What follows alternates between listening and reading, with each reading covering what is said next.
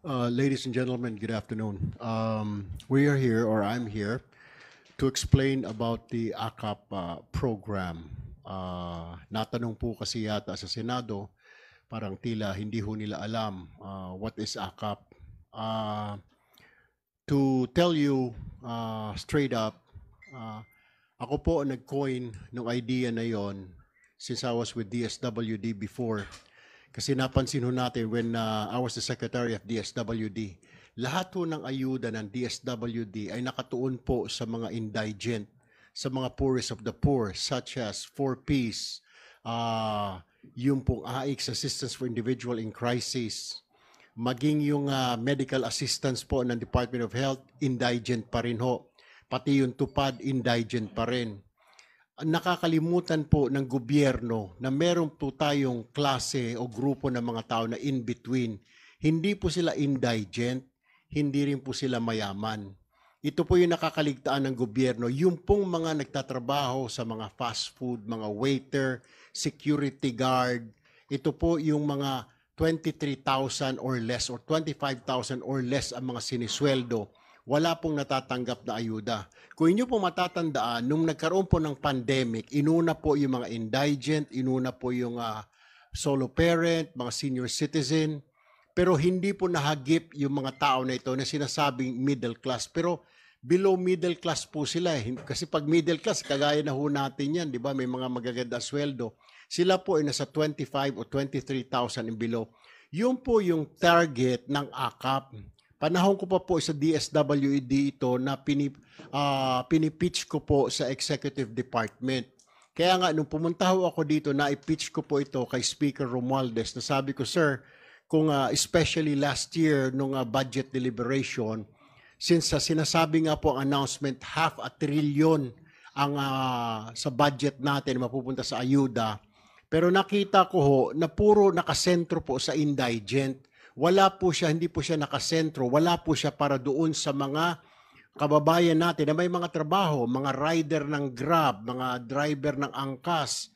Yan ho, sumisweldo ng mga 23,000 or less.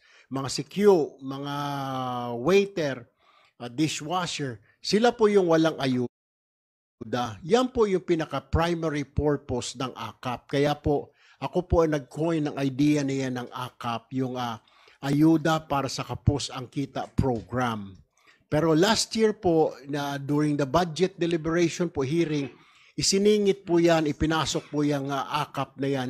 Pero DSWD pa rin po ang mag-i-implement. Another program po yan ng DSWD. DSWD will identify kung sino-sino mga beneficiary nito. Pero ang pagkaalam ko ho, ang beneficiary po niyan, kung ikaw ay empleyado pero ang sweldo mo is 23,000 or less, kasama ka po dyan, mabibigyan ka dyan. All you have to do, lapitan mo ang iyong mambabatas, congressman, district, para i-recommenda niya o i-refer ka niya sa DSWD, sasabihin niya sa DSWD, Secretary, doon po sa aming distrito, marami pong ganito, maliliit po ang sweldo, baka pwede po sila maging beneficiary ng AKAP. So it's the DSWD who will identify. One time po ito, assistance ng gobyerno, last year po ito, kasi nga po, doon sa tumataas po yung inflation natin para kahit papano to ease up the burden. Ngayon, last year po yun. Ngayon, kung next year, sasama ulit sa budget na ito, then yun ho yung purpose lang ho talaga nitong AKAP. Pero I heard daw na nagagamit po ito sa pang suhol, para sa pirma. Hindi ho ganun yung idea po nitong AKAP na ito, which I was the one who made up this idea para po doon sa mga middle class, below middle class. Hindi po ito pang suhol.